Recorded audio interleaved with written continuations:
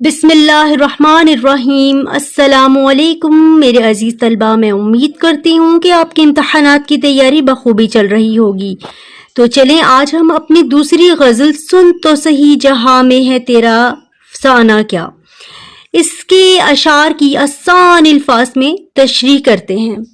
तो चलें, हमारा जो पहला शेर है, सुन तो सही जहां में है तेरा फसाना क्या, कहती है तुझको खल्के खुदा गायबाना क्या।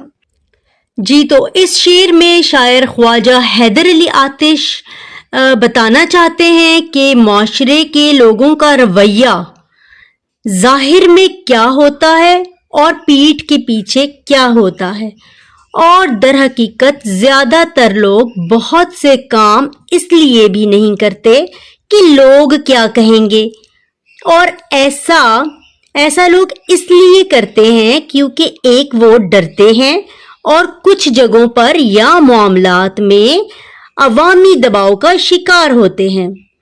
शायर अपने महबूब को इसी दबाव से डराकर जुल्म सितम से बाज रखने की कोशिश कर रहा है। ख्वाजा हैदर अली आतिश का इशारा गालिबन हाकिम वक्त की तरफ भी है कि तू इस खुशफहमी में मुब्तला है कि तू जो सोचता है दुरुस्त है, जो करता है वो दुरुस्त है, लेकिन तुझे क्या मालूम लोग तेरे बारे में क्या क्या सोचते हैं, तेरी पीठ पीछे क्या क्या अल्फाज इस्तेमाल करते हैं, और बराह रास्त तो कोई बात नहीं करते ताकि तुझे बुरा ना लगे। दर हकीकत शायर ने गायबाना का लफ्ज इस्तेमाल करके लोगों के इसी रवैये को उजागर किया है। तो चलें, अब शेर नंबर 2 की तरफ चलते हैं। ज़ेरे ज़मीं से आता है जो गुल, सो ज़रबकफ तारों ने रास्ते में लुटाया खजाना। इसके मुश्किल अल्फाज, ज़रबकफ फूलों के अंदर का एक गोल्डन सा हिस्सा। कारून होता है हजरत मूसा के दौर का मालदार शख्स था जो अपने माल समेत जमीन में धंस गया था। इस शेर में शायर कहता है कि ये जो रंगारंग फूल जमीन से उगते हैं, ऐसा लगता है जैसे ये कारून के खजाने की वजह से है जो जमीन में धंस गया था। शायर ने कारून का खजाना फूलों के साथ मिसाल के लिए इस्तेमाल किया है। कारून हजरत मूसा अलैहिस्सलाम के दौर का एक मालदार शख्स था और ज़कात ना देने पर अल्लाह के हुक्म से उसका खजाना जमीन में धंस गया था। शायर कहता है कि और अब फूलों की यानी कि ज़रबकफ फूलों की शक्ल में जाहिर हो रहा है।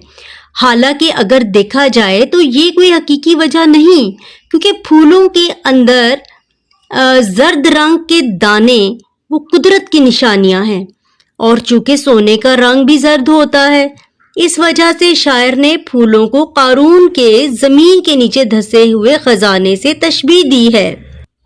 दर हकीकत शायर ने खजाने की मुनासबत से फूलों की खूबसूरती और कदर कीमत को उजागर किया है।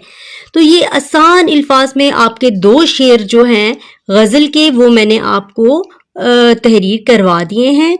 अब हम तीसरे शेर की तरफ चलते हैं। शेर नंबर 3, उड़ता है शौक राहते मंजिल से अस्पे उम्र, महमीज कहते हैं किसे और ताजियाना क्या। इसके मुश्किल अल्फाज, अस्पे उम्र यानी जिंदगी का घोड़ा, और महमूज वो खारदार फिरकी है जो घुड़सवारों के जूतों की एड़ी में लगी होती है, और तीसरा मुश्किल लफ्ज आपके लिए है ताजियाना, जिसका मतलब है चाबुक या कूड़ा। तो चलें, अब इसकी हम आसान तशरीह की तरफ चलते हैं। इस शेर में शायर कहता है कि किसी भी मकसद को हासिल करने के लिए जरूरी है कि इंसान के अंदर उस मकसद की तलब, ख्वाहिश और शौको लगन मौजूद हो, ताकि वो अपने मकसद को हासिल करने के लिए पूरी कोशिश करे।